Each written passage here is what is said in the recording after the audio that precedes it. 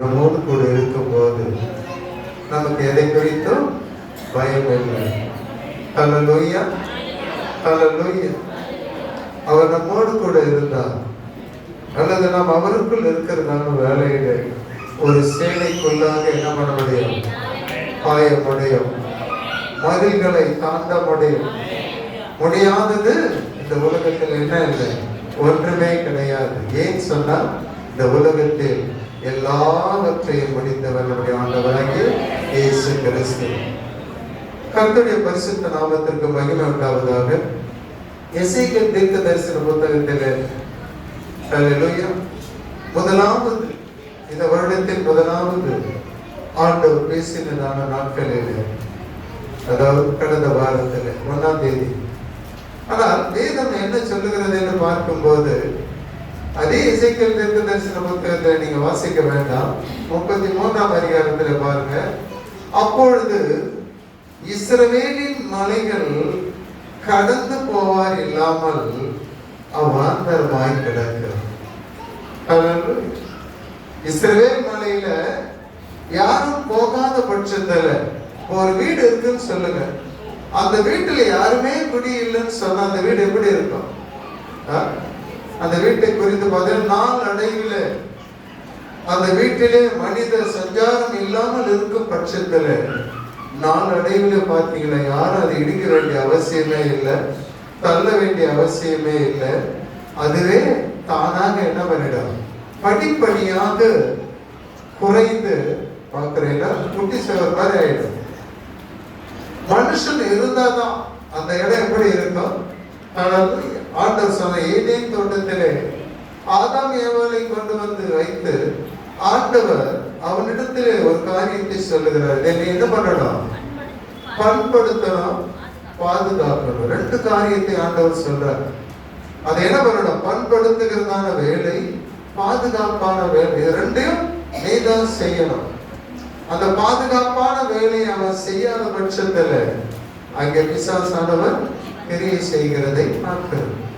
இங்கே நாம் பார்க்கிறோம், ஏன் இஸ்ரவேலின் மலைகள் என்று சொல்லப்பட்டதான காரியம்.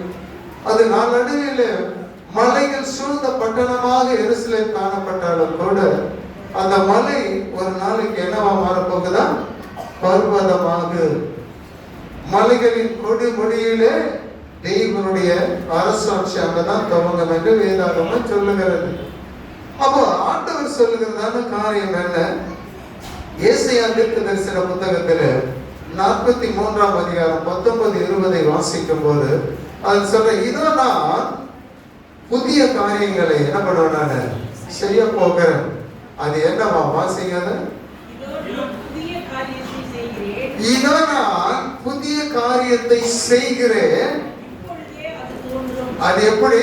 அவர் செய்கிறதான காரியம் இப்பொழுதே அது தோன்ற நீங்க பார்ப்பீங்க. அதை நீங்க தெரிஞ்சு கொண்டீங்களா? அதை அறிந்திருக்கிறீர்களா? ஆண்டவர் சொல்ல என்ன? வனாந்தரத்திலே வழியையும் அவ்வாந்தர வழியாக காடுகளிலே ஆறுகளையும் பார்ப்பது உண்டாக்குவேன். ஹல்லேலூயா. நாம் எதிர்பார்த்திராத காரியங்களை தேவன் என்ன பண்ணுவாரா? உருவாக்குகிறவர், உண்டாக்குகிறவர். அதுதான் உண்மை. ஒருவேளை வனாந்தரமான ஒரு வாழ்க்கை நம்முடைய வாழ்க்கை காணப்பட்டாலும் கூட இது எப்படியாவது செழிப்பாக மாறினா, ஏன் இந்த இடத்துல வந்திருக்கிற, நான் எப்படி வந்தேன்னே தெரியல, ஏன் என்னுடைய வாழ்க்கை இப்படி இருக்குதுன்னு சொல்லிட்டு ஒருவேளை உங்களுக்கு அந்த கவலை இருக்குமே, ஆனால் ஆண்டவர் இன்றைக்கு சொல்லுகிறார் என்ன? அந்த கவலை உனக்கு தேவையே இல்லை. ஏன்? இன்றைக்கு அந்த வனாந்தரத்தில் நான் என்ன செய்ய போகிறேன்? ஒரு புதிய காரியத்தை செய்கிறேன். செய்ய போகிறேன் அல்ல, செய்கிறேன். அதை நீங்க பார்ப்பீங்க. என்ன? அது யாருக்காக சொன்னா தம்முடைய ஜனங்களுக்காக. ஆண்டவர் எல்லாவற்றையும் அவர் அற்புத அடையாளங்களை எல்லாம் செய்ததான காரியம் என்ன?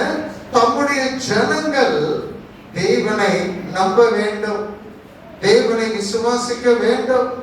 அவர்களால் போகிறதான காரியங்கள் எல்லாவற்றிலும் கர்த்தரால முடியும் என்கிறதான அந்த சூழ்நிலைக்கு ஒரு மனுஷன் மாற்றப்பட வேண்டும். அதுக்காக தான் ஆண்டவர் சொன்னார் என்ன? மலைகள் என்று சொல்லும் போது பாருங்க, சமபூமி வேற, மலை என்பது பூமிக்கு எப்பொழுதும் உயரமாக காணப்படுகிற ஒரு தோற்றம் உடையதான ஒன்று. ஆண்டவராக இயேசு கிறிஸ்து சொல்வார் என்ன, மலை மீது இருக்கிறதான பட்டணம் எப்படி இருக்கும்? மறைந்து இருக்காது. மலை மேல ஒரு பட்டணம் இருக்குதுன்னு சொன்னா அது எல்லோருடைய கண்களுக்கு அது என்ன பண்ணும்? அது தெரியும். அதனாலதான் உதாரணத்துக்கு ஆண்டவர் சொன்னார் என்ன, மலை மீது இருக்கிறதான பட்டணத்தை போல. நம்முடைய வாழ்க்கை எப்படி இருக்கணும்? அதை விரும்புகிறதான தேவன் அப்படிதான். நீ எப்படிப்பட்டவனா இருக்கணும்? ஒரு உயர்ந்த இடத்திலே, உயர்ந்த ஸ்தானத்திலே, உயர்வான ஒரு சூழ்நிலையிலே, உயர்வான நிலையிலே நாம் நடத்தப்பட வேண்டும். ஏன்? நம்முடைய ஆண்டவர் சாதாரணமானவர் கிடையாது. வேதத்திலே பார்க்கிறோம் என்ன, உன்னதமானவருடைய மறைவு. ஆரம்பிக்கும் போதே உன்னதமானவர் அவர். ஹல்லேலூயா. ஆண்டவராகிய இயேசு கிறிஸ்து பிறப்பை அறிவிக்கும் போது உன்னதத்திலே என்ன நடந்ததா? தேவனுக்கு ஹல்லேலூயா. பாருங்க, எல்லாமே உன்னதமான ஒரு காரியம். தேவனுடைய பிள்ளைகள் எப்பொழுதும் எப்படி இருக்கணும்? தலை குனிந்து நிற்க கூடாது, தலை குனிந்து கீழானவர்களை பார்க்க கூடாது. எப்பொழுதும் தேவன் எப்படி உயர்ந்து காணப்படுகிறாரோ அப்படி நீ எல்லா சூழ்நிலையிலும் எல்லாவற்றிலும் உயர்வானவைகளே நீ பார்க்க வேண்டும். அதுதான் தேவனுடைய சித்தமும் கூட. நீ உன்னையே என்ன பண்ண கொள்ளக்கூடாது, தாழ்த்தி கொள்ளக்கூடாது. தாழ்மை என்கிறதான ஒரு காரணத்தை வைத்து நீ தாழ்வானவர்களை நீ நோக்கி பார்க்க கூடாது. நீ அதற்கு மாறாக என்ன, உயர்வான ஒரு காரியம். உன்னை ஆசீர்வதிக்கிறவர் எந்த இடத்தில் வைத்து ஆசீர்வதிப்பேன் என்று சொல்லுகிறதை 1ஆம் தேதி நம்ம பார்த்தோம். ஆனா ஆண்டவர் பாருங்க என்னவா அழகாக சொல்றாரு. என்ன? எசேக்கியேல் தீர்க்கதரிசன புத்தகத்தில் பார்க்கிறோம் 14ஆம் வசனம், அவைகளை நல்ல மேய்ச்சலிலே மேய்ப்பேன். ஹல்லேலூயா. யார? ஆண்டவர் ஒரு மந்தையையும் தன்னை ஒரு மேய்ப்பனாக அங்கு சித்தரிக்கிறதை பார்க்கிறோம். எப்படியாக அவர் பேசுகிறார். என்ன? அவைகளை நான் என்ன பண்ணுவேன்? நல்ல மேய்ச்சலே. ஹல்லேலூயா. மனுஷன் மேய்க்கிற மாதிரி, மனுஷன் பார்க்கிற மாதிரி, மனுஷன் நடத்துகிற மாதிரி நம்முடைய தேவன் நடத்துகிறவர் அல்ல. ஹல்லேலூயா. எகிப்திலிருந்து ஜனங்களை புறப்பட பண்ணினதான வேளையில ஆண்டவர் என்ன பண்ணார்? அவர்களை வனாந்தர வழியாகவே நடத்தி கொண்டு போகிறார். வனாந்தரத்துல மேடு பள்ளம் கல்லு மேடு எல்லாமே இருக்கும். சமனான பூமியை எதிர்பார்க்க முடியாது வனாந்தரத்துல. ஆனால் தேவன் அவர்களை கொண்டு போகிற இடம் என்ன? ஹல்லேலூயா. ஒரு உயர்வான, எல்லாவற்றுக்கும் சம்பந்தம் இல்லாமல் என்னுடைய ஜனங்கள் எங்க இருக்கணும்னு அவர் விரும்புகிறார். பார்த்தீங்களா? அவர் எகிப்திலே அடிமையாக இருந்ததான ஜனத்தை அவர் ஆண்டவர் அதாவது மோசே மூலமாக நடத்தி கொண்டு வந்தாலும் கூட அவர்களுக்கு என்று ஒரு சொந்த ஒரு தேசம். அந்த தேசம் இங்க எல்லா தேசத்தை போல அந்த தேசம் கிடையாது. எல்லா தேசத்திலும் காணப்படுகிற அந்த வஸ்துக்களை போல அல்லது அந்த ஆசீர்வாதத்தை போல அந்த தேசம் கிடையாது. தம்முடைய ஜனங்களுக்கு, தன்னை ஆராதிக்கிற ஜனங்களுக்கு இந்த பூமியிலே இல்லாத அளவிற்கு ஒரு உன்னதமான ஒரு ஆசீர்வாதத்தை தேவன் ஆயத்தப்படுத்தின பின்பு அவர்களை அங்கே நடத்தி கொண்டு போகிறதை பார்க்கிறோம். அந்த தேசம் என்ன? சமனான சமவெளியோ அல்லது பள்ளத்தாக்கு நிறைந்ததோ கிடையாது. அதற்கு மாறாக அது என்னவா? மலைகள் உள்ளதான ஒரு தேசம். ஹல்லேலூயா. மலைகள் உள்ளதான ஒரு தேசம், செழிப்பான ஒரு தேசம். அந்த தேசத்திற்கு அவங்க முன்ன பார்க்கவே இல்லை. அந்த தேசத்தை பத்தி அவங்களுக்கு தெரியாது. எகிப்தில் இருந்ததான வேலையில அவங்களுக்கு அதை பத்தி ஒண்ணுமே தெரியாது. ஆண்டவர் அழைத்ததான வேலையில வாக்குத்தத்தமாக சொல்லப்பட்டதான அதை கேள்விப்பட்டார்களே தவிர, கேட்டார்களே தவிர அந்த தேசத்துல பால் ஓடுமா தேன் ஓடுமான்னு சொல்லிட்டு ஒருவருக்கும் தெரியாது. ஆனால் அதையும் பாருங்க, வேதம் தெளிவாய் சொல்லுகிறது என்னன்னு பாத்தீங்கன்னா, என்னாகும் புத்தகம் 13ஆம் அதிகாரம் 27ஆம் வசனத்திலே அவர்கள் மோசேயை நோக்கி, எங்களை அனுப்பின தேசத்தை நாங்கள் போய் என்ன பண்ணோம்? பார்த்தோம். மோசே அனுப்புறான். ஒவ்வொரு கோத்திரத்திற்கும் ஒவ்வொரு பிரபுக்களை தேர்ந்தெடுத்து அதை என்ன பண்றாங்க? நீங்க போயிட்டு அந்த தேசம் எப்படிப்பட்டது, அது அரணிப்பா இருக்குதா, பாதுகாப்பா இருக்குதா,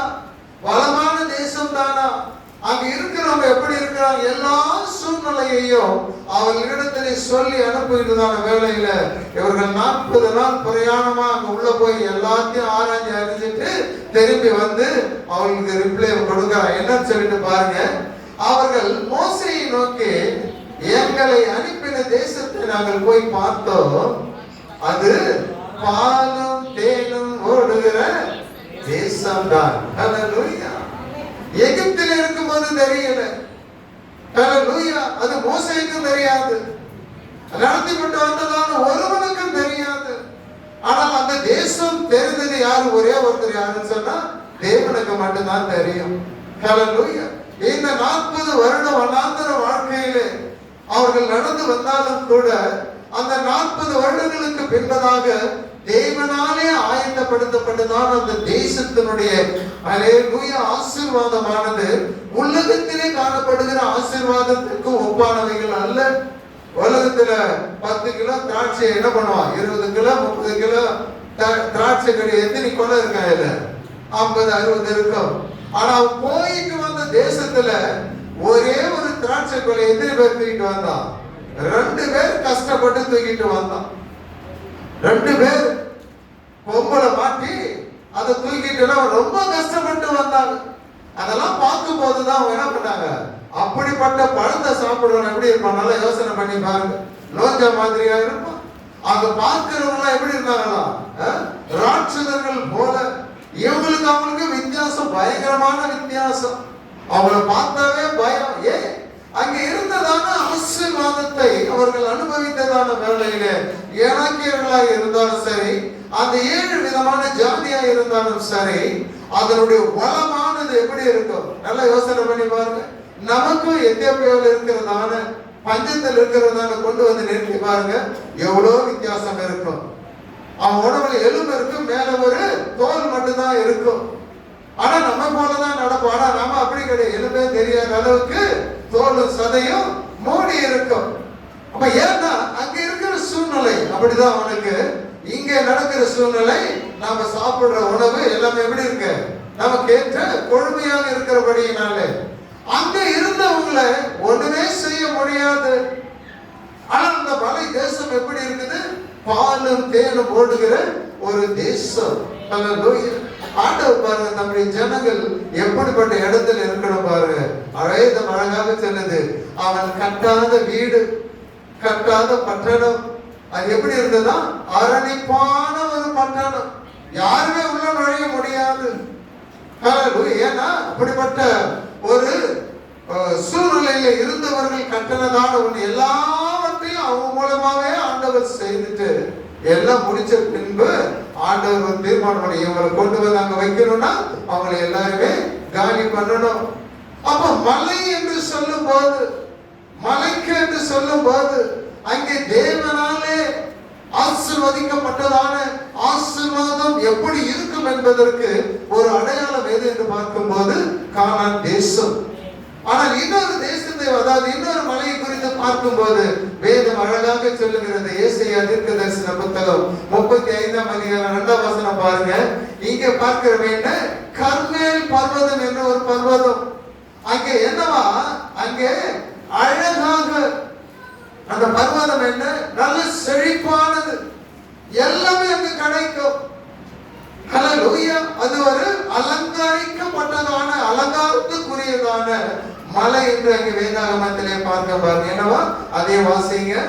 அது மிகுதியாய் செழித்து பாருங்க, என்னவா அந்த கர்மேல் பர்வதம் எப்படி இருக்குன்னா, மிகுதியாய், தேவைக்கு அதிகமாக, எதிர்பார்ப்புக்கு அதிகமாக விளைகிறதான செழிப்பான, வாசிங்க. அது மிகுதியாய் செழித்து பூரித்து, மிகுதியாய் செழித்து பூரித்து ஆனந்த களிப்புடன் பாடும், ஆனந்த களிப்புடன் பாடுகிறதான ஒன்று.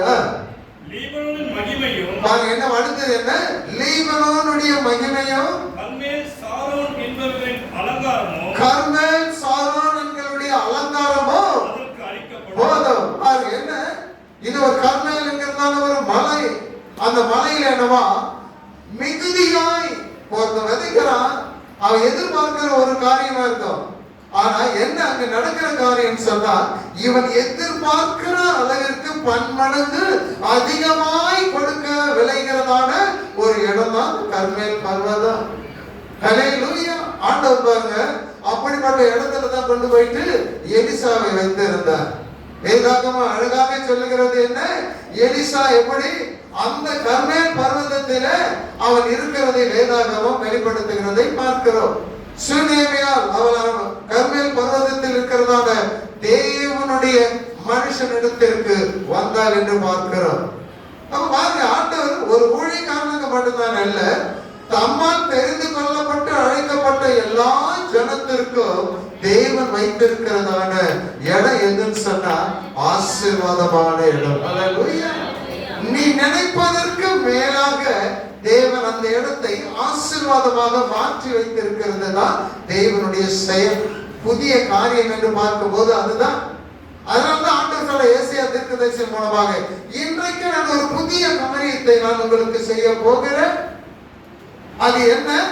வறண்டதான இடங்களிலே, அவாந்தர வெளி என்றால் காடு, காடுகளில் என்ன பண்ண முடியும்? ஆறுகளை உருவாக்க முடியும், வனாந்தரத்தை செழிப்பாக்க முடியும். இதெல்லாம் என்ன? மிருகங்களும் கூட என்ன பண்ண, என்னை வாழ்த்தும், என்னை மகிமைப்படுத்தும் என்று அடுத்த வசனத்திலே ஆண்டவர் பேசுகிறதை பார்க்கிறோம். இதெல்லாம் யாருக்கு? என் ஜனத்துக்காக ஏற்படுத்துகிறதான வேலையில இவைகள் எல்லாம் அதோடு கூட இந்த ஆசீர்வாதத்தையும் அனுபவிக்கும் என்று அந்த அதிகாரத்திலே ஆண்டவர் சொல்லுகிறதை பார்க்கிறோம். அப்ப ஏன் இந்த காரியத்தை உங்களுக்கு முன்பாக வைக்கிறதுடைய நோக்கம், இந்த ஆண்டு தொடக்கத்திலே ஆண்டவர் பேசினதான வார்த்தை. அந்த வார்த்தை என்ன? அவைகளை நான் நல்ல மேய்ச்சலில் நான் என்ன பண்ணுவேன்? மேய்ப்பேன். அடுத்தது என்ன? இஸ்ரவேலுடைய உயர்ந்த மலைகளில் அவர்களுடைய தொழுவம் இருக்கும். அடுத்தது மூன்றாவது காரியம் என்ன? அங்கே அவைகள் தங்கள் தொழுவத்தில் எப்படி இருக்குமா? நல்ல தொழுவத்தில் படுத்துக் கொள்ளும். இஸ்ரவேலின் மலைகள் எப்படி இருக்கும் அவங்களுக்கு? நல்ல மேய்ச்சல் உள்ளதாக, எல்லாமே நல்லது நல்லது நல்லது என்று இன்றைக்கு உங்களோடு கூட பேசுகிற பரிசுத்தை அவன் சொல்றார். புதிய காரியங்களை அவர் செய்கிறார். நான் சொல்ல முடியும்? நான் சொல்லுவேன், எனக்காக அவர் புதிய காரியத்தை அவர் செய்து கொண்டு இருக்கிறார். இந்த 2025ஆம் ஆண்டு எனக்கு எப்படி இருக்குன்னு சொன்னா, ஹல்லேலூயா, என்னை நடத்துகிறவர் எங்கெல்லாம் என்னை நடத்துகிற இடமோ அந்த இடம் எல்லாமே எனக்கு ஒரு நல்ல ஆசீர்வாதம் உள்ள ஒரு இடத்துல தான் என்னை அவர் நடத்துவார். ஹல்லேலூயா. நல்ல தழுவ, நான் படுத்துகிறதான இடம், நான் தூங்குகிறதான பெட்டு, நான் வசிக்கிறதான வீடு, அது எப்படி இருக்குன்னு சொன்னா உயர்ந்த மலை மேலே இருக்கிற நல்ல தொழுவத்திற்கு ஆண்டவர் ஒப்பிட்டு சொல்லுகிறதை பார்க்கிறோம். பனிர் சொல்லுகிறது பார்க்கிறோம். என்ன? நான் படுத்தா எனக்கு தூக்கமே வர மாட்டேங்குது, ராத்திரிலாம் நான் கண்ணு விழிக்கிறேன், நான் என்ன செய்யறதுன்னே எனக்கு ஒண்ணுமே தெரியல. இல்ல, ஆண்டவர் இன்றைக்கு ஒரு புதிய காரியத்தை உனக்காக செய்து கொண்டு இருக்கிறார், உனக்காக உண்டாக்கி கொண்டு இருக்கிறார், உண்டாக்கி விட்டார் என்பதை நாம் அறிந்து கொள்ள வேண்டும். அது என்ன? அந்த தொழுவம் என்று சொல்லப்பட்டதான வீடோ அல்லது மற்ற காரியங்கள் உனக்கு எப்படி இருக்கும்? நல்லதாகவே இருக்கும். ஹல்லேலூயா. நல்லதாக இருக்கும். நீ படுக்கும் போது அது உனக்கு இன்பமாக இருக்கும். ஹல்லேலூயா. ஏன் சொன்னா, ஏன் அந்த உயர்ந்த மலை என்று சொல்லும் போது வேதாகமம் சொல்லுகிறது, ஏசாயா 2:2 கர்த்தருடைய, அது என்னவா? உன்னை மேய்க்கிற இடம், உன்னை மடக்குகிறதான அந்த மந்தை தொழுவம் எல்லாமே எதுன்னு சொன்னா அது ஒரு ஆலயம் என்று இங்க வேதாகமத்திலே பார்க்கிறோம். அழகாக சொல்லி ஏசாயா 2:2 கர்த்தருடைய ஆலயமாகிய பர்வதம், பர்வதங்களின், அடுத்து பாருங்க, அது பர்வதம், அவருடையதான மலை, அது பர்வதம். அடுத்தது என்னவா? பர்வதங்களின் கொடுமுடியில் ஸ்தாபிக்கப்பட்டு, உன்னை நடத்துகிறான இடம், நீ படுத்துக் கொள்ளுகிறதான இடம், அது தேவனாலே ஸ்தாபிக்கப்பட்டு உருவாக்கப்பட்டதான ஒன்று. அந்த வசனம் சொல்லுது, நான் உண்டாக்குவேன், ஏற்படுத்துவேன், நான் அதை செய்கிறேன் என்று சொன்னது எங்க தெரியுமா? எந்த இடத்துல தெரியுமா உனக்கு சுகம் இருக்கும்? எந்த இடத்திலே உனக்கு சமாதானம் இருக்கும், எந்த இடத்திலே உனக்கு நல்ல ஒரு ஆசீர்வாதம் இருக்கும் சொன்னா தேவனுடைய கரத்திலே, தேவனுடைய ஆலயத்தில்தான். ஹல்லேலூயா. ஆலயத்துக்கு போவோம் வாருங்கள் என்று சொன்னதான வேளையில ஒரு உள்ளத்துல என்ன வந்ததா? மகிழ்ச்சி, சந்தோஷம். அப்ப இந்த உலகத்துக்கும் மற்றதுக்கும் உள்ள வித்தியாசத்தை நம்ம எங்க பார்க்க முடியும் சொன்னா தேவனுடைய கரத்தில உயர்ந்த இடங்களில தான் நீ அதை பார்க்க முடியும், அதை அனுபவிக்க முடியும். நீங்க தெளிவாக சொல்லுகிறது என்ன? மலைகள் மேல், அதாவது எங்க கொடுமுடியிலே ஸ்தாபிக்கப்பட்டு மலைக்கு மேல் உயர்த்தப்படும் எல்லா ஜனங்களும் என்ன பண்ணுவாங்க? அந்த இடத்திற்கு ஓடி வருவார்கள். ஹல்லேலூயா. ஓடி வர இடம் எது? ஆண்டவராலே நிர்ணயிக்கப்பட்டதான ஒரு இடம் இருக்குது. அந்த இடத்துக்கு தான் ஓடி வருவாங்க. எல்லாம் சொல்லுவாங்க, சில சபையில சீயோன் சபை என்று சொல்லுவாங்க. அந்த சீயோன் மலையில தான் உங்களுடைய என்னுடைய ஹல்லேலூயா எல்லா ஆசீர்வாதமும் அங்கதான் இருக்குது. வேதம் தெளிவா சொல்ல, கர்த்தர் சீயோனில் இருந்து உன்னை ஆசீர்வதிப்பார். அந்த சீயோன் எதுன்னு சொன்னா அதுதான் ஆண்டவர் முன் உதாரணத்தோடு கூட சொல்வது என்ன? உயர்ந்த மலைகள் என்று சொல்லும் போது அது தேவனுடைய உயர்வை குறித்து சொல்லுகிறது, அவர் நடத்துதலை குறித்து சொல்லுகிறது. நான் உன்னை எப்படி நடத்துவேன்? உச்சிதமான கோதுமையினாலும் கண்மலை தேடினாலும் நான் உன்னை திருப்தியாக்குவேன். பாருங்க என்ன அழகான ஒரு காரியம். என்ன இந்த கோதுமைன்னு சொல்லும் போது இந்த ரேஷன் கடையில் கொட்டுறாங்களா? அப்படிப்பட்ட கோதுமை கிடையாது. 1 கிலோ கோதுமை கொடுப்பான், அதுல பாத்தீங்கன்னா 1/4 கிலோ எல்லாமே போயிடும். மீதி இருக்கிறது எவ்வளவு இருக்கும்? 3/4 கிலோ, 1 கிலோ போட மாட்டான். அதுல 100 200 அவன் கமிஷன் அடிச்சுட்டு இந்த தூசி தும்ப கொடுக்க போது இப்படிதான். ஆனா ஆண்டவர் அப்படி கிடையாது. உலகத்துக்கும் ஆண்டவருக்குள்ள வித்தியாசத்தை பாக்குறீங்களா? ஆண்டவர் என்ன சொல்றாரு? உச்சிதமான ஒரு கோதுமை. ஹல்லேலூயா. அதை நீங்க பூமியில பார்க்கவே முடியாது. ஆனால் ஆண்டவர் கொடுப்பாரானால் அது அப்படிதான் இருக்கும். அதனாலதான் ஆண்டவர் சொன்னாரு, நல்ல மேய்ச்சல் என்று சொல்லும் போது, நல்ல நடத்துதல் என்று சொல்லும் போது, அது தேவனாலே நடத்தப்படுகிற நடத்துதல் என்று பார்க்கும் போது அது எப்பொழுதும் உன்னதமான காரியம், உச்சிதமான காரியத்தை வைத்துதான் உன்னை அவர் நடத்துவார், ஆசீர்வதிப்பார். இதில் எந்த விதமான சந்தேகமே கிடையாது. நீ படுத்துக் கொள்ளுகிறதான தொழுவம் என்கிறதான வீடு, ஹல்லேலூயா, ஒருவேளை அந்த வீடு நீ நினைக்கலாம். ஆனா வேதம் சொல்லுகிறது என்ன? அது பர்வதம் என்று சொல்லும் போது அது ஒரு ஆலயம் என்று ஏசாயா தீர்க்கதரிசியின் மூலமாக நாம் பார்க்கிறோம். இப்ப பார்க்கிறோம் என்ன? வாங்க ஆதியாகம புத்தகத்திற்கு போவோம். அந்த ஆதியாகம புத்தகத்திலே பாருங்க, ஆண்டவர் சொல்றாரு என்ன? ஆண்டவர் ஆபிரகாமிடத்திலே சொல்லும் போது சோதம் குமாராவை நான் என்ன பண்ண போறேன்? அழிக்க போகிறேன். ஹல்லேலூயா. நான் என்ன பண்ண போறேன்? அழிக்க போகிறேன். ஒரு தேசத்தை அழிக்க வேண்டும் அல்லது ஒரு நகரத்தை அழிக்க வேண்டும் என்றால் அவ்வளவு சீக்கிரமா ஆண்டவர் செய்ய போறது கிடையாது. ஹல்லேலூயா. ஆனா ஆண்டவர் சொல்லுகிறார் என்ன? அவர் அப்படி நடக்கிறதா, அப்படி செய்கிறார்களா என்பதை நான் என்ன பண்ணுவேன்? நான் பார்த்துதான் என்ன பண்ணுவேன்? எதையுமே செய்வேன். கர்த்தருடைய கண்கள் எல்லாமே என்ன பண்ணும்? அவர் எப்பொழுதும் நீதிபரர். நீதியின் படிதான் அவர் செய்வாரே தவிர அநீதியாய் அவர் எதையுமே செய்ய போறது கிடையாது. ஆனால் இங்கே வேதாகமம் சொல்லுகிறதான காரியம் என்ன?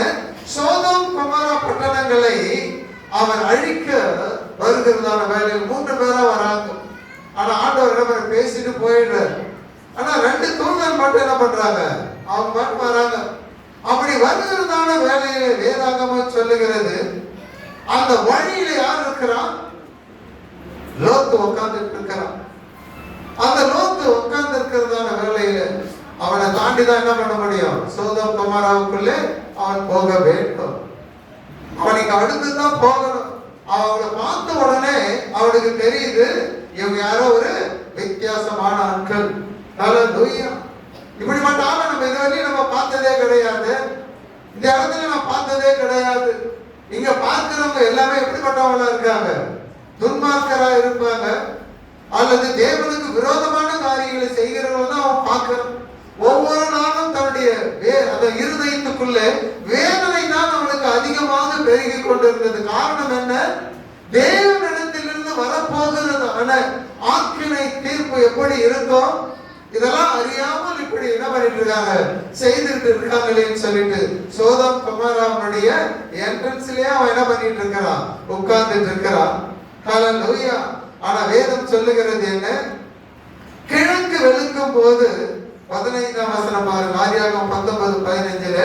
கிழக்கு வெளுக்கும் போது அந்த தூதர் லோத்தை நோக்கி பட்டணத்திற்கு வரும் தண்டனையில், ஹல்லேலூயா, இப்ப பட்டணத்துக்கு என்ன வரும்போது பெரிய ஒரு தண்டனை வருது.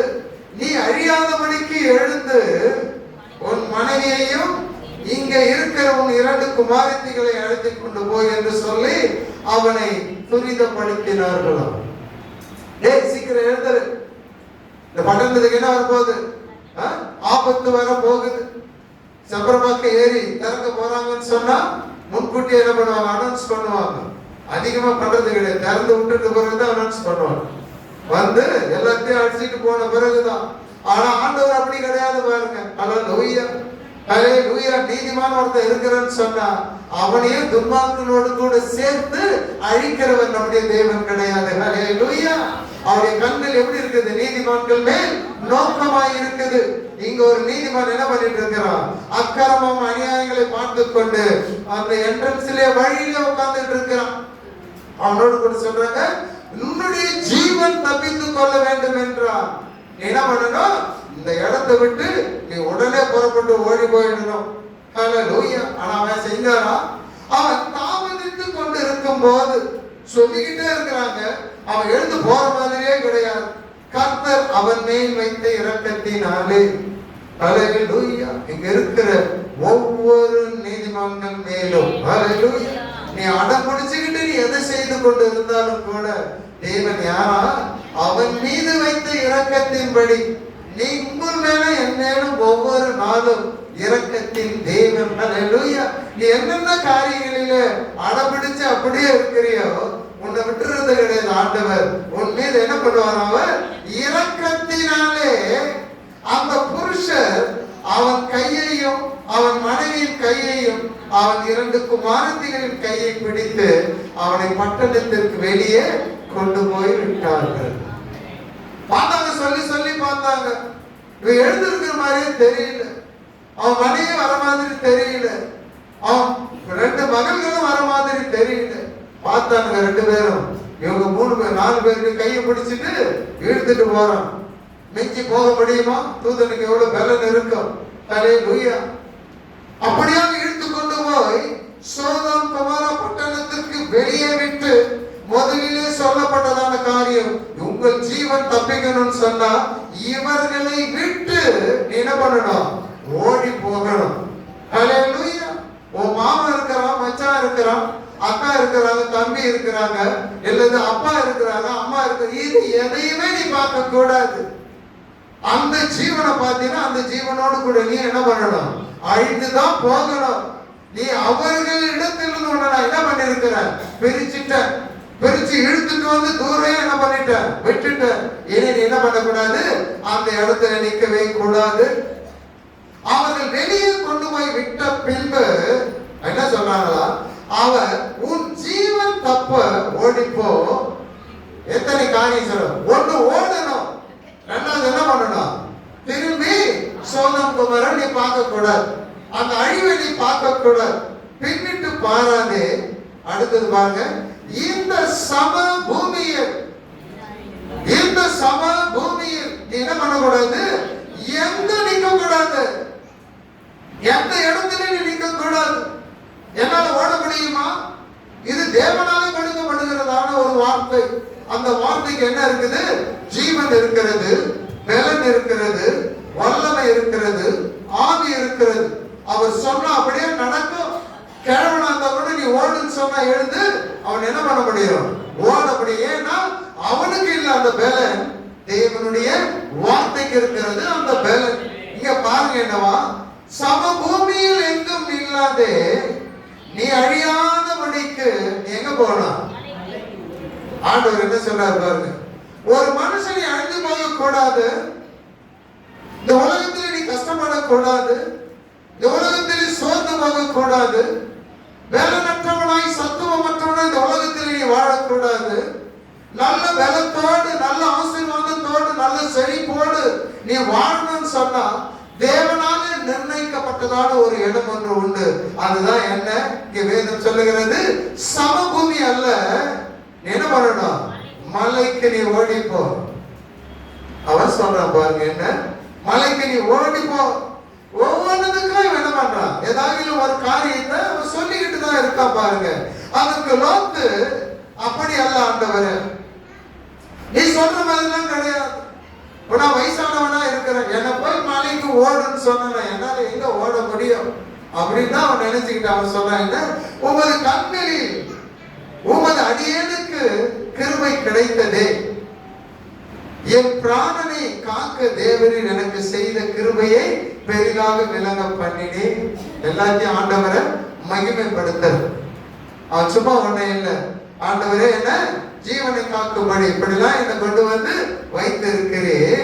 ஹல்லேலூயா. ஆனா மலைக்கு ஓடி போக என்னால் என்ன பண்ண முடியாது? முடியாது. என்னால முடியாது. அந்த மலைக்கு போறதுக்குள்ளே தீங்கு என்ன பண்ண? என்னை தொடரும், நான் மரித்து போவேன். பாருங்க, இப்படிதான் மனுஷன் அப்படிதான் இருப்பான். ஆண்டவர் சொல்வார் நீ அங்க போ அப்படின்னு சொன்னா நாம நினைக்க வேண்டாம், நம்ம மேலோட்டமாய் நான் பார்க்கிறதான அந்த சூழ்நிலையில நாங்க போனா எப்படி வாழ முடியும், அங்க போனா எப்படி இருக்க முடியும், அங்க போனா எப்படி சாப்பிட முடியும், அங்க எந்த விதமான ஒரு சூழ்நிலை இல்லையே. இஸ்ரவேலிலே மனுஷ சஞ்சாரம் இல்லாமல் அவாந்தர மலையாயில காணப்படுகிறது. அங்க போனா எப்படி இருக்க முடியும், எப்படிப்பட்ட வாழ்க்கை வாழ முடியும்னு சொல்லிட்டு ஒருவேளை நீங்க நினைக்கலாம். ஆனால் தேவன் சொல்வது என்ன? நீ போகிற, நீ ஓடி போன்னு சொன்னாரு. ஆனா அந்த மலைக்கு போனதான் தெரியும் அங்க என்ன ஆசீர்வாதம் தேவனாலே உண்டாக்கப்பட்டிருக்கிறது என்பதை அங்க போய் தான் உன்னால தெரிந்து கொள்ள முடியும். ஆனா இவன் சொல்லிட்டேன், என்னால முடியாது ஆண்டவரே, என்னால முடியாது. இந்த வார்த்தை சொல்வதற்கு அநேக காரியங்கள் உண்டு. அதில் ஒரு காரியம் என்ன? தேவன் உன்னோடு கூட பேசும்போது தேவனுக்கு கீழ்ப்படிந்து நடந்தால் அதிலே பெரிய ஒரு ஆசீர்வாதம் உண்டு. அவருடைய வார்த்தையை நீ கேட்டு செவி கொடுத்து நடக்கும் போது நிச்சயமாகவே தேவன் வைத்திருக்கிறதான நல்ல ஆசீர்வாதம், நல்ல தொழுவம், அந்த இடத்துல ஆபத்து கிடையாது. அந்த இடத்துல எந்த விதமான உனக்கு விரோதமான காரியங்கள் கிடையாது. வித்தியாசமான காரியங்களை அங்க பார்க்கவே முடியாது. ஏன் என்று சொன்னால் அங்கே தேவனுடைய ஆளுகை, தேவனுடைய ஆளுகைக்குள்ளாக நம்ம கடந்து போகிறபடியினாலே, அவருடைய வார்த்தைக்கு செவி கொடுத்து போகிறபடியினாலே பாருங்க, இவன் சொன்னா என்னால ஓடி போக முடியாது. ஆனா போய் பாருங்க, ஏன் அந்த இடத்துல ஒரு நான் நைட்டு கூட என்ன பண்ணேன், திடீர்னு எழுந்துட்டு யோசனை பண்ணிட்டு இருந்தேன். அந்த ஊரை குறித்து அவன் சொல்லுகிறான் பாருங்க, அதோ அந்த ஊர் இருக்கிறது. அவன் சொல்லிட்டு என்னவா, அதோ அந்த ஊர் இருக்கிறது, நான் அதற்கு ஓடி போடத்தக்கதாய் அது கிட்ட இருக்குது. நாம எப்பயுமே அப்படிதான் பார்ப்போம். ஹல்லேலூயா. நமக்கு சௌகரியமான காரியத்தை தான் நம்ம என்ன பண்ணுவோம், சொல்லுவோம். பாரு, ஆண்டவருக்கே சொல்றோம், ஆண்டவருக்கு தெரியாதா என்ன பக்கத்துல ஒரு ஊர் இருக்குது? ஏன் மலைக்கு போக சொன்ன? மலையில தான் நல்ல தொழுவத்தை, நல்ல ஜனங்களுடைய வாழ்க்கைக்கு ஏற்ற காரியத்தை ஆண்டவர் செய்து வைத்திருக்கிறார். மலை என்று சொல்லுவது உன்னதமான காரியங்கள், உன்னதமான சூழ்நிலையில உனக்கு ஒரு இடத்தை ஆயத்தப்படுத்தி வைத்திருக்கிறார். அதை நீ பெருசா மலர்ந்து நீ நினைக்க கூடாது. தேவனுடைய வார்த்தையை நாம் கவனிக்க வேண்டும்.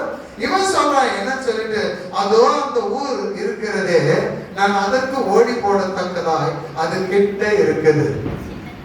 ஓடிட்டு ஆண்டவர என்ன? ஆனா ஆண்டவர் முன்னால் என்ன சொல்றாரு? சம பூமி. இந்த சம பூமியில நீ நிக்க கூடாது. இதற்கு மாறாக நான் உன்னை எங்க கொண்டு போய் வைக்கணும்னு நினைக்கிறேன்? உயர்ந்த அடைக்கலத்திலே நான் உன்னை வைத்து பார்க்கணும்னு நான் நினைக்கிறேன். நீ என்ன பண்ற? தாழ்மையான காரியத்துக்குள்ளதான் நீ போகணும்னு நினைக்கிற. ஆண்டவர் எப்பயுமே ஒரு முறை சொல்லுவாரு, 2 முறை சொல்லுவாரு, 3வது முறை என்ன பண்ணுவாரு? அது உன் பாடுன்னு விட்டுடுவார். இங்க பாருங்க, அப்படிதான் செய்யறாரு. என்ன கிட்ட இருக்கிறது அது சின்னது, அதாவது என்ன சின்ன தூரமாய் இருக்குது. எவ்வளவு விளக்கம் கொடுக்குறான் பாருங்க ஆண்டவருக்கு. என்னவா அந்த ஊர் இருக்கிறது, நான் அதற்கு ஓடி போடத்தக்கதா இது கிட்ட இருக்குது, சின்னதுமாய் இருக்குது. என் பிராணன் பிழைக்க நான் அங்கே ஓடி போகட்டும், அது சின்ன ஊர் தானே என்றான். ஆண்டவர் என்ன பண்ணார் பாருங்க. அதற்கு அவர், நீ கேட்டுக்கொண்ட ஊரை நான் அவர் முன்னாடி தீர்மானம் என்ன பண்ணியிருந்தாரு? அந்த ஊரை அழிக்கணும்னு ஆண்டவருடைய தீர்மானம். அது மோசமான ஒரு ஊர். சோதம் குமாரில இருக்கிறதான பக்கத்து பட்டணம், அதுல ஒரு பட்டணம், இதெல்லாம் கவுக்கிறதுக்கு தான் வந்த. ஆனா மனுஷன் பாருங்க, அந்த இடத்துல இருந்து கொண்டு வந்து விட்ட பிறகு இவன் மறுபடியும் அதே இடத்துக்கு நாய் தன் கக்கினதை கழுவப்பட்ட பன்றி என்ன பண்ணுவான்? சேர்த்துக்கு போறது பழமொழி, மெய்யான பழமொழி. அந்த இடத்துல இருந்து பெரிய பட்டணத்தின் அழிவிலிருந்து ஆண்டவர் அவனை கொண்டு வந்த பிறகு அவன் சொல்ல, அந்த சின்ன ஊருக்கு நான் போயிடுறேன் ஆண்டவரே, இது ரொம்ப கிட்ட இருக்குது, எங்க 4 பேருக்கு ஏற்ற மாதிரி சின்ன ஊரா இருக்குதுன்னு இப்படிலாம் பிளான் பண்ணி அவன் செய்கிறான் பாருங்க. ஏனவா, அதற்கு நீ கேட்டுக்கொண்ட ஊரை நான் கழுத்து போடாத. நான் கழுத்து போடல, கேட்டுட்டு அந்த ஊருக்கு போறேன்னு சொல்லிட்டு உன் மேல நான் இறக்கம் வச்சிருக்கிறேன். நீ ஒரு நீதிமான், அழிக்க நான் விரும்பல. இப்ப நீதிமான்களோடு கூட ஒரு பட்டணமே அழிவுக்கு விலக்கி காக்கப்படுகிறதை பார்க்கிறோம். பாருங்க, என்னவா, அந்த பட்டணம் அழிக்கிறதுக்காக வைக்கப்பட்டிருந்தது. இவன் கேட்கிறான், கெஞ்சி, இந்த ஊருக்கு நான் போயிடுறேன்.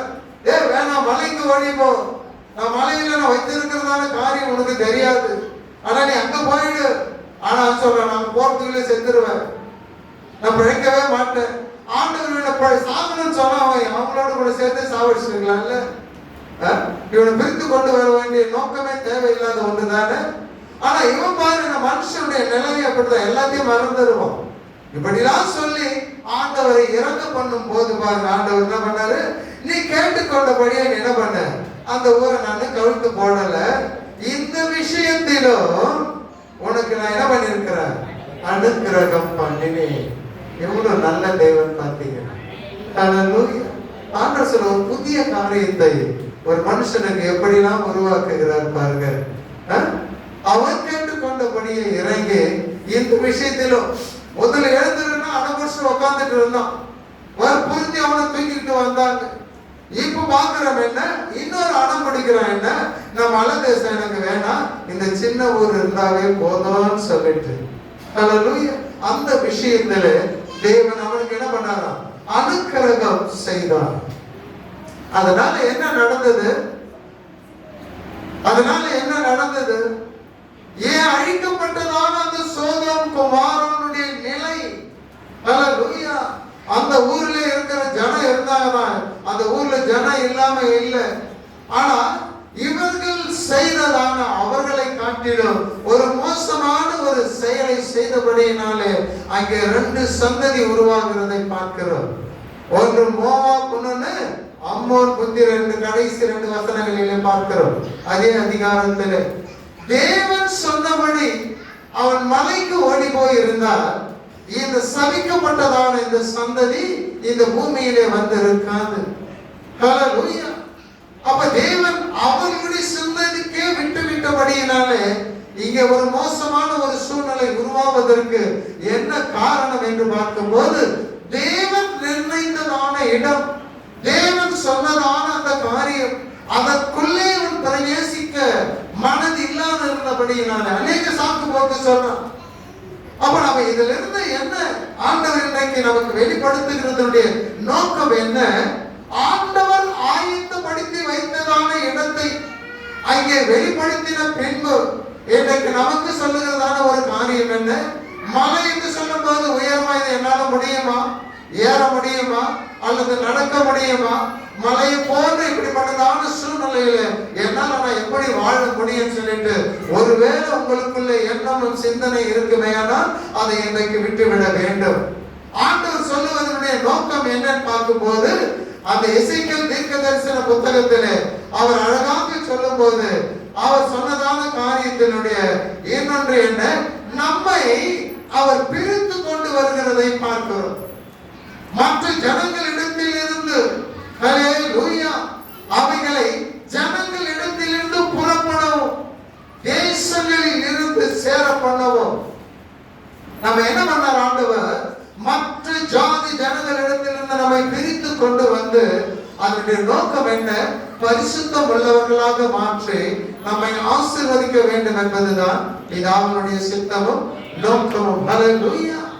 அதனால்தான் ஆண்டவர் சொல்றாரு, என்ன ஆண்டவர் செய்கிறது எல்லாமே நல்லதுதான். உலகத்தை படிக்கும் போது எதையாகிலும் கெட்டதுன்னு படிச்சாரா? நல்ல யோசனை பண்ணி பாருங்க. இல்ல, நல்லது நல்லது நல்லது. மலையை படைச்சாரு, நல்லது. எல்லாமே உருவாக்குறது எல்லாமே நல்லது என்றுதான் ஆண்டவர் என்ன பண்ணார்? நமக்காக தான் படைச்சாரு. அதை அவர் ஆளுகை செய்யும்படிக்காக அல்ல, அதை நமக்கு கொடுத்து நாம் அதை ஆளுகை செய்யும்படிக்கு. அப்ப அப்படிப்பட்டதான உன்னதமான ஒரு ஆலோசனை செய்ததான ஆண்டவர் நம்மை நடத்தும் போது இந்த ஆண்டிலே அவர் நமக்கு கொடுக்கிறதான ஒரு காரியம் என்ன? நான் உன்னை நல்ல இடத்திலே வைத்து உச்சிதமான எல்லா காரியங்களிலும் நல்லவைகளினாலே நான் உன்னை என்ன பண்ணுவேன்? நடத்துவேன் என்று சொன்னவர் உண்மை உள்ளவரா உண்மை அற்றவரா? நல்ல யோசனை பண்ணி பாருங்க. ஹல்லேலூயா. கானானை பார்க்கல, ஆனா அவங்க போய் பார்த்துட்டு வந்த பிறகு சொன்னாங்க, அது மெய்யாகவே அது பாலும் தேனும் ஓடுகிற தேசம். ஏன் பார்க்க அனுப்பணும்? நல்ல யோசனை பண்ணி பாருங்க. அப்ப மோசேக்கு அந்த நம்பிக்கை இல்லாமல் போயிடுச்சா? ஜனங்களுக்கு இல்லாம போயிடுச்சா? ஆனா ஜனங்கள் வழியிலே முறுமுறுந்தாங்க. என்னன்னு சொல்லி, நாங்க எகிப்திலே இருந்திருந்தா நாங்க என்ன பண்ணிருப்போம்? நல்லா இருந்திருப்போம். ஹல்லேலூயா. இந்த வனாந்தரத்திலே கொண்டு வந்த எங்களை சாகடிக்கிறதுக்காக எங்களை கொண்டு வந்த. ஹல்லேலூயா. தண்ணி கிடையாது, ஒண்ணும் கிடையாது. நாங்க எவ்வளவு கஷ்டப்பட்டு இருக்கிறோம். ஹல்லேலூயா. அவன் என்ன பண்ணான்? சட்டையை பிரிச்சுக்கிட்டு அவன் அழுகிறதை பார்க்கிறான். அண்ணன் தம்பி 2 பேருமே. ஆனால் அங்கே பார்க்கிறவன் என்ன? கண்மலை. ஹல்லேலூயா. எல்லாமே மலை மலையிலே வரும் பாருங்க. ஆண்டவர் சொன்னார் என்ன? மோசேயை அழைத்து ஜனங்கள் சபையார் எல்லாரையும் வரவை, கூட்டி வரவை. நீ இப்ப பார்த்து என்ன பண்ண? நீ பேசு, கண்மலையை பார்த்து பேசு, என்ன பார்த்து முறையிடாத, கண்மலையை பார்த்து பேசு. கண்மலையை அவன் அடித்தான். அவனுக்கு வந்த கோபம் பாருங்க. எல்லாமே சூழ்நிலையில் வரும்போது தேவனுடைய வார்த்தையை மீறுகிறதை பார்க்கிறோம். இவனை சொன்னா, டேய் நீ மலைக்கு போ. இல்ல, சின்ன ஊருக்கு நான் போயிடுறேன். அந்த ஊர் எப்படிப்பட்டது? மோசமான ஊரு. இவனுக்காக அதை கவிழ்த்து போடல, ஆனா அந்த ஊருக்கு போனா இவனும் மோசமான ஒரு சந்ததியை உருவாக்குவதற்கு காரணமாக இருந்தான். இங்கே பார்க்கிறோம் என்ன? நீ மலையை பார்த்து பேசு. பேசுவதற்கு பதிலாக அடிச்சான். ஆனா ஆண்டவர் என்ன பண்ணார்? தண்ணீர் வர வச்சாங்க, எல்லாமே குடிச்சாங்க. ஆனா அதனுடைய நிலை என்ன? கண்மலையை பார்த்து பேசதான் நான் சொன்னேன், ஆனா அது மீறினபடியினால எந்த கானான் தேசம் அந்த மலைக்கு உங்களை கொண்டு போகணும்னு சொன்னியோ அதை உன்னால என்ன பண்ண முடியாது? பிரவேசிக்க முடியாது. ஹல்லேலூயா. யோபு குறித்து பார்க்கிற 29ஆம் அதிகாரத்துல அழகா அவன் சொல்லுவான் என்ன? எனக்கு ஒரு ஆசீர்வாதமான ஒரு நாள் இருந்தது. 6ஆம் வசனம் நினைக்கிறேன், 29:6. அதுல அவன் சொல்லுவான் என்ன? கண்மலையில் இருந்து நம்ம நினைக்கிறோம் என்ன? தேர்ந்து, அதாவது கண்மலையில் இருந்து தண்ணீர் தான் வரும்னு நீங்க நினைக்கிறீங்க. ஆனா தாவீது சொல்ல கண்மலையின் தேனினாலே சொல்லப்பட்டு இருக்கிறது. ஆனா இவன் சொல்லுவான் கண்மலையிலிருந்து என்ன வந்ததா? எண்ணெய். ஹல்லேலூயா. நதி போல ஓடி வந்தது. அந்த நாள் எப்படி இருந்தது அவனுக்கு? செல்வ நாட்களை போல. ஆண்டவர் அப்படிதான் நம்மை நடத்துவார். ஆண்டவர் எப்படி நடத்துவார்? அவர் சொல்லுகிற இடத்திலே, அவர் சொல்லுகிற இடத்திலே நீ வாசம் பண்ணுவாயானால், கீழ்ப்படிவாயானால் அந்த இடத்துல எப்படி இருக்கு உனக்கு? எண்ணெய் ஆறாக ஓடும். ஹல்லேலூயா. நீ பேசுகிறதான வேலையில எந்த காரியத்தை முறையிடுகிறாய் அது அப்படியே நடக்கும். இதில் எந்த விதமான மாற்று கருத்துமே கிடையாது. ஹல்லேலூயா. மலை மலை என்று சொல்லுவோம். இன்னைக்கு பாருங்க, நாம மலையை விட்டுட்டோம். அந்த மலையை குறித்து யோசிக்கிறதே கிடையாது. ஆனா 126ஆம் சங்கீதத்திலே பார்க்கிறோம் என்ன? 1ஆம் வசனம் 2ஆம் வசனம், எனக்கு ஒரு ஆசை வரும் பர்வதங்களுக்கு நேராக என் கண்களை நான் ஏறெடுப்பேன். ஹல்லேலூயா. நான் யாரை நான் பார்க்கிறேன்னு சொன்னா வானத்தையும் பூமியை உண்டாக்கின கர்த்தரிடத்திலிருந்து எனக்கு ஒத்தாசை வரும். அவர் தான் நம்முடைய பர்வதம். ஹல்லேலூயா. அவர் தான் நம்மை மேய்க்கிறவர். அவர் தான் என்னை நடத்துகிறவர். அந்த பர்வதம் தான் நான் சுகமாக பலனாக தூங்குகிற ஒரு இடம். ஹல்லேலூயா. அதுல எந்த விதமான மாற்றமும் கிடையாது. அதுதான் தேவனுடைய தொழுவம். அதுதான் உன்னை பராமரிக்கிற இடம். ஹல்லேலூயா. அதுல எந்த விதமான மாற்று கருத்துமே கிடையாது. ஆனால் என்னைக்கு பாருங்க, அந்த பர்வதத்தை யாராவது நம்ம பார்க்கிறோமா?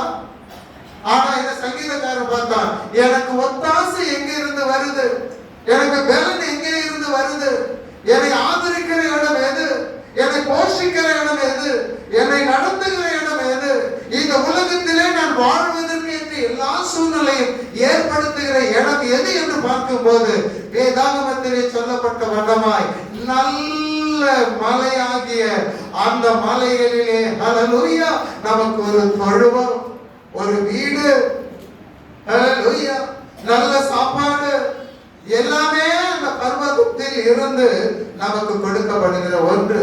யாக்கோபு அதுதான் தெளிவாக எழுதுவான், நன்மையான எந்த ஈவோ ஹல்லேலூயா அது அந்த பர்வதத்தில் இருந்து தான் வருது. அதுதான் சொல்றான், எனக்கு ஒத்தாசை எங்க தெரியுமா வருது, மனுஷனிடத்தில் இருந்து வரல, சொந்தங்களிடத்தில் இருந்து வரல, அல்லது இந்த உலகத்தில் இருந்து வரல. ஆனா எங்க இருந்து வருதுன்னு சொன்னா ஹல்லேலூயா, எனக்கு ஒரு நல்ல பாதுகாப்பு, நான் போகிற இடமெல்லாம் நான் நல்லா தூங்கணும்னா, சுற்றிலும் எனக்கு ஆபத்து இருந்தாலும் கூட சவுலினாலே நான் ஒரு புகையில பார்த்து நல்லா தூங்குறேன்னு சொன்னா அதுக்கு என்ன காரணம்னு சொன்னா எனக்கு ஒத்தாசை, எனக்கு மேல எனக்கு பாதுகாப்பு எங்க இருந்து வருதுன்னு சொன்னா கர்த்தரிடத்தில் இருந்து. நீங்க பாருங்க, அந்த பர்வதத்தை நம்ம பார்க்கறது கிடையாது. இன்னைக்கு உலகத்தான் என்ன பண்றோம், எங்கெங்கயோ அவன் ஓடுற இடம்லாம் நீங்க பாருங்க. ஒரு சில இடம் தான் சமனான பூமியா இருக்கும், மற்ற இடம் எல்லாமே எங்க இருக்குது, மலை மேலதான் இருக்குது. இந்த பக்கம் பார்த்தா பழனிக்கு ஓடுவோம், இந்த பக்கம் பார்த்தா திருப்பதிக்கு ஓடுவோம், இந்த வடநாட்டு பக்கம் இந்த பக்கம் போவோம், இமயமலைக்கு போவோம், கேரளாவுக்கு போவோம். இது எல்லாமே சம பூமியாது. பூமியில உயர்ந்ததான ஒரு இடத்துல வந்து ஜோதி தெரியுதுன்றா, அது தெரியுதுன்னு சொல்றான். அதையும் கண்டுபிடிச்சு வெளியில விட்டாரு. தானா வருது, இது வருதுன்னா அங்கே மனுஷன் என்ன பண்றான், தந்திரமா என்ன பண்ணான், உலகத்தை ஏமாத்திக்கிட்டே இருந்தான். கடைசி காலம் என்பது எதற்கு அடையாளம் சொன்னா, தந்திரம் ஒருபோதும் பலிக்காது. ஹல்லேலூயா. தந்திரம் வெளிப்படும், அப்ப கூட மனுஷனுக்கு அறிவில்லை பாருங்க. ஹல்லேலூயா. திருநாமல்ல கொளுத்துவான். ஏன் எங்கேயாவது ஒரு மண்டபத்துல கொளுத்து சொல்லுங்க பாப்போம், மலை மேல கொளுத்துவோம். எல்லாம் மலைக்கு மேலதான் இருக்குது. இப்ப நாம அந்த மலையெல்லாம் நம்ம பார்க்கறது கிடையாது. ஹல்லேலூயா. எல்லா மலைகளுக்கும் மேலே ஒரு மலை ஸ்தாபிக்கப்படும். ஹல்லேலூயா. அதுதான் எல்லா மலையை விட சிறந்த ஒரு கொடுமுடி என்று இங்க வேதாகமம் சொல்லுகிறது. இவன் எல்லா மலைக்கு ஓடி ஓடி ஓடி வரான். ஆனா அந்த மலை தான் நமக்கு ஒரு ஆலயமாகிய, பர்வதமாகிய, கொடிமுடியாகிய ஆண்டவர் அரசாங்குகிறதான இடம். ஹல்லேலூயா. எல்லா இடங்களில் இருந்து என்ன பண்ணுவாங்க, அங்கே ஓடி வருவார்கள். ஓடி வந்தவங்க சொல்லுவாங்க, கர்த்தருடைய பர்வதத்துக்கு நாம போவோம் வாருங்கள், அங்கே அவர் நமக்கு அவருடைய வழியை அவர் போதிப்பார். ஹல்லேலூயா. அதுதான் கடைசியில நடக்கக்கூடியதான காரியம். எனக்கு எத்தனை சூழ்நிலைகளை தாண்டி வந்தாலும் கூட நீங்க நானும் வந்தேன்னு சொல்லிட்டு சொல்லவே முடியாது. ஆண்டவர் சொல்லுகிறதான என்ன, புதிய காரியங்களை அவர் செய்து கொண்டு இருக்கிறபடியினாலே, உண்டாக்கி கொண்டு இருக்கிறபடியினாலே எனக்கு நாம் தெய்வ ஜீவனோடு கூட தெய்வ சமூகத்திலே நாம் இந்த இடத்துல நிற்கிறோம். அப்ப இந்த 2025ஆம் ஆண்டிலே முதலாவது இந்த ஞாயிற்றுக்கிழமையில ஆண்டவர் சொல்லுகிறதான காரியம் என்ன, உன்னதமான ஒரு சூழ்நிலையில நான் ஏற்படுத்தி வைத்ததான காரியங்களை நான் 1ஆம் தேதி நான் சொல்லிட்டேன். அதனுடைய தொடக்கம் என்ன, அதை தான் இன்றைக்கு சொல்றேன். என்ன, ஒரு புதிய காரியம், ஒரு புதிய காரியத்தை நான் உண்டாக்கி கொண்டு இருக்கிறேன். அதை நீங்க பார்க்க போறீங்க இந்த ஆண்டுல. அது எப்படி இருக்கும், செழுமையான ஒரு ஆசீர்வாதமான ஒரு பாதுகாப்பான எல்லா சூழ்நிலையிலும் அவர் வைத்து அவரே வாசலாக, அவரே மந்தைக்கு மேய்ப்பராக இருப்பார் என்பதில் எந்த விதமான சந்தேகமே கிடையாது. ஆமென் சொல்லுங்க. ஹல்லேலூயா, ஆமென் சொல்லுங்க.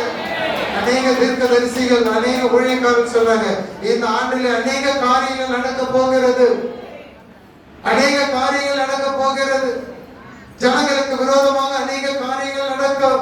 உண்மைதான். எத்தனை கொள்ளை வைரஸ் நோய்கள் பரவி கொண்டு வந்தாலும் கூட சென்னைக்கும் திருவள்ளூருக்கும் வந்திருக்குதான். சென்னைனா நம்ம இருக்கிற இடத்துல. ஆனாலும் ஆண்டவர் சொன்ன புதிய காரியத்தை நான் உனக்கு செய்கிறேன். ஹல்லேலூயா. தேவனுடைய பிள்ளைகளுக்கு புதிய காரியத்தை செய்கிறேன். எகிப்து முழுவதும் இருள் அடைந்து போனாலும் கூட தேவன் தம்முடைய ஜனங்களுடைய வீட்டிலே தேவனுடைய வெளிச்சத்தை பார்க்கும்படி தேவன் பெரிய காரியங்களை செய்கிறவர் அவர். ஹல்லேலூயா. வனாந்தரம் செழிப்பாக மாறும். அது மனுஷனுடைய கண்களுக்கு முடியாது, அது ஆகாததான காரியம். ஆனால் தேவனாலே மட்டும் அது முடியும். வனாந்தரம் செழிப்பாக மாறும். அவாந்தர வெளியிலே ஆறுகளை ஓட செய்ய முடியும். அது தேவனாலே மட்டும்தான். கண்மலையிலிருந்து பார்க்கிற ஒவ்வொருவருக்கும் கண்மலையிலிருந்து ஆண்டவர் சொன்னார், ஹல்லேலூயா, மோசே, என்னிடத்தில் ஒரு இடம் உண்டு, அது சம பூமியிலே கிடையாது. இந்த உலகத்தில் எங்க சமபூமியிலே பார்க்க முடியாது. விசேஷித்த இடம் நான் வைத்திருக்கிறேன் என்று ஜனங்களுக்காக. அந்த இடத்திலே நான் உன்னை வைத்து என் மகிமையை நான் உனக்கு காண்பிக்கிறேன் என்று சொல்லி கண்மலையின் வெடிப்பிலே ஆண்டவராகிய பிதாவாகிய தேவன் மோசேயை நிறுத்தினார். ஹல்லேலூயா. பாருங்க, அந்த மலை என்று சொல்லும் போது மலையிலே ஆசீர்வாதம் உண்டு, மலையிலே நல்ல தொழுவம் உண்டு, நீ வாழ்வதற்கு ஏற்ற சூழ்நிலை எல்லாம் தேவன் ஏற்படுத்தி வைத்து விட்டு உன்னை பாதுகாக்கிற ஒரு இடம் என்று சொல்லும் போது அது கண்மலையின் வெடிப்பிலே ஆண்டவர் சொன்னார், என்னிடத்திலே உன் ஜீவன் பிழைக்கத்தக்க ஒரு இடம் உண்டு, உன் ஜீவன் வாழத்தக்க ஒரு இடம் உண்டு, உனக்கு ஆசீர்வாதமான ஒரு இடம் உண்டு. நீ அந்த இடத்துக்கு நீ ஓடி போவாயானால் அந்த இடத்துல இத்தனை காரியங்களை உன்னால அனுபவிக்க முடியும். நீ எல்லாவற்றுக்கும் தட்டி கழித்து விட்டு உடைய குறுகிய எண்ணத்தோடு கூட சிந்தனையோடு கூட லோத்தை போல நீ ஓடுவாயானால் லோத்தினுடைய குடும்பத்தை பாருங்க. ஹல்லேலூயா. அவன் மனைவி உப்பு தோணானால் ஏன் திரும்பி பார்க்க கூடாது? சமயம் பூமியில திரும்பி பார்த்தாவா? அப்படி ஹல்லேலூயா. 3 பேரும் திரும்பி பார்க்கல. ஆனா போய் சேர்ந்ததான ஊர் அப்படிப்பட்ட ஊர் கிடையாது. அப்படிப்பட்ட இடத்துல இருந்துதான் பிரிச்சு உங்களை என்னையும் கொண்டு வந்து தெய்வ சமூகத்திலே நிறுத்தி தேவனை மகிமைப்படுத்தும்படி கர்த்தர் இந்த நாளிலே பேசிக் கொண்டு இருக்கிறார். இந்த 2025ஆம் ஆண்டு நாம் ஒவ்வொருவருக்கும் ஹல்லேலூயா. நீ 24ஆம் ஆண்டிலே லோத்துவை போல யோசித்து இருக்கலாம். லோத்துவை போல நீ உன்னுடைய இருதயம் கடினப்பட்டு போய் இருக்கலாம். தேவனுடைய ஒவ்வொரு வார்த்தைக்கும் விலகி உன்னுடைய இஷ்டத்திற்கு நீ ஓடி போய் இருக்கலாம். ஆனாலும் கூட லோத்தின் மேலே தேவன் இரக்கம் பாராட்டின இரக்கம் நம்மீது பாராட்டினபடினாலே என்னைக்கு 2025ஆம் ஆண்டுக்குள்ளே கொண்டு வந்து வைத்து ஆண்டவர் சொல்றார், நீ லோத்தை போலவும் அவருடைய மனைவி போல பிள்ளைகளை போல நீ இருக்கக்கூடாது. அதுக்கு மாறாக நீ எப்படி இருக்க வேண்டும்? என்னுடைய சத்தத்தை கேட்டு அதன்படி செய்து உனக்காக வைத்திருக்கிற உன்னதமான ஆசீர்வாதத்திற்குள்ளாக நீங்கள் வாழ வேண்டும். அதுதான் தேவனுடைய விருப்பமும் கூட. அப்படியாகவே கர்த்தர் உங்களை ஆசீர்வதிப்பாராக. கண்களை மூடி தேவ சமூகத்தை நோக்கி பார்ப்போம். ஹல்லேலூயா. தேவன் இரக்கமுள்ளவர், மனதிறக்கம் உள்ளவர். ஆனால் நடக்க போகிறதான காரியத்தை அறிந்தவர். ஆனால் லோத்துவின் இடத்திலே அல்லது அவனுடைய மகளிடத்திலே சொல்லவில்லை. ஆனால் தேவனுடைய வார்த்தைக்கு நாம் மாறி நம்முடைய வழியை மாற்றி செய்கிறதான காரியத்தை நிமித்தம் ஹல்லேலூயா தேவனே வெறுக்கக்கூடியதான சூழ்நிலை இந்த இடத்திலே காணப்படும். ஆனால் ஆண்டவர் அப்படி அல்ல. தேவன் நமக்காக ஒரு இடத்தை ஆயத்தப்படுத்தி வைத்திருக்கிறார்.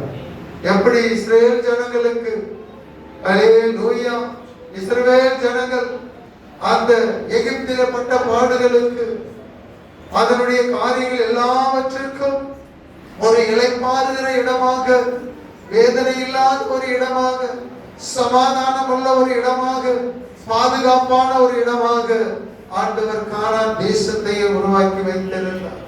இன்றைக்கு நம்மோடு கூட பேசுகிறார் ஆண்டவர்.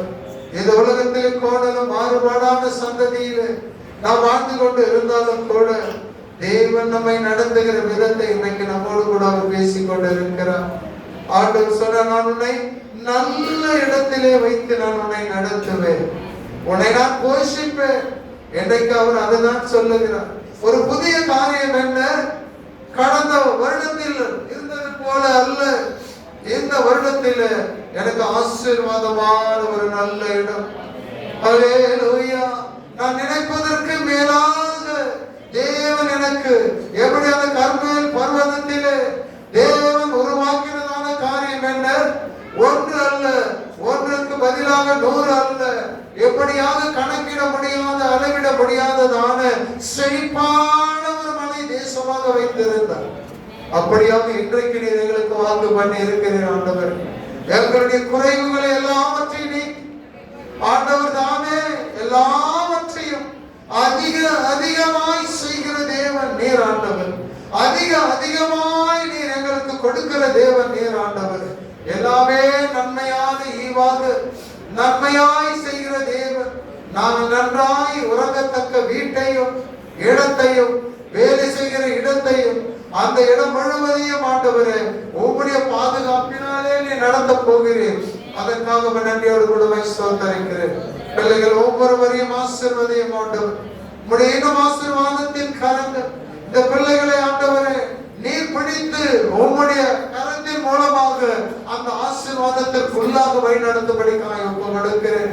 எப்படி லோத்துவை உம்முடைய கரம் பிடித்து இழுத்து கொண்டு போய் விட்டதோ அப்படியாகவே இந்த பிள்ளைகளை உம்முடைய கரம் பிடித்து ஆண்டவரே நீர் வைத்திருக்கிறதான சமாதானம், நீர் வைத்திருக்கிறதான ஆசீர்வாதம், நீர் வைத்திருக்கிறதான பாதுகாப்பு, இன்னும் இவர்களுக்கு என்னெல்லாம் நீர் வைத்திருக்கிறீர் ஆண்டவரே அது எல்லாவற்றையும் இந்த பூமியில இந்த பிள்ளைகள் அனுபவிக்கும்படி நீர் இவருடைய கரங்களை பிடித்து அந்த இடத்திலே கொண்டு வந்து வைத்து நீர் பராமரிக்கும்படி ஆண்டவரே நீர் நடத்தும்படி இந்த வேலையிலே ஒப்பு கொடுக்கிறேன். அப்படியாகவே நீ நடத்த போகிறீர் ஆண்டவர். இனி அந்த இடங்களிலே ஆண்டவரை சமாதான குறைவு கிடையாது, வேதனை கிடையாது, வலி கிடையாது, வியாதி கிடையாது. சுகமாய் தங்குகிற குடும்பமாக ஒவ்வொரு வீட்டையும் மாற்றப்படுகிற வேலையிலே ஒவ்வொரு வீடு ஆண்டவரே நீர் ஏற்படுத்தின தொழுமாக மாறுபடுகிற வாழ்வுள்ள கரத்தில் ஒப்பு கொடுக்கிறேன் ஆண்டவர். வல்லமை கரம் ஆண்டவரே பிடித்து இழுத்து கொண்டு போய் ஆண்டவரே உம்முடைய சித்தத்தின்படி நடத்தும் ஆண்டவரே. லோத்தை போல அல்ல, அது குடும்பத்தை போல அல்ல ஆண்டவரே. உமக்கு முற்றிலுமாக உம்முடைய கரத்தின் கிரியைகளுக்காக நாங்கள் எங்களையும் ஒப்பு கொடுக்கிறோம், சபையை ஒப்பு கொடுக்கிறேன் ஆண்டவரே. சபையை ஒப்பு கொடுக்கிறேன் ஆண்டவரே. நல்ல தொழுவமாக சபையை மாற்ற மாட்டேன்.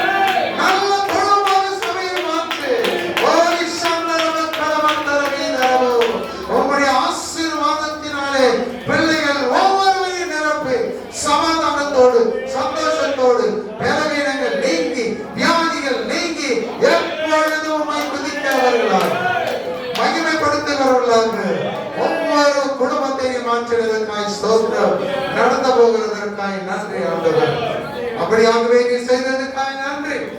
இந்த வருடத்தின் முதலாவது வாரத்தில் நாமத்தை மகிமைப்படுத்துகிறபடினாலே ஸ்தோத்திரம். கிருபைக்குள்ளே காத்துக்கொள்ளவாய் நடத்தும். எல்லா துதிகளும் உமக்கே எடுக்கிறோம். இயேசுவின் வல்லமையுள்ள நாமத்தில் பிதாவே, ஆமென்.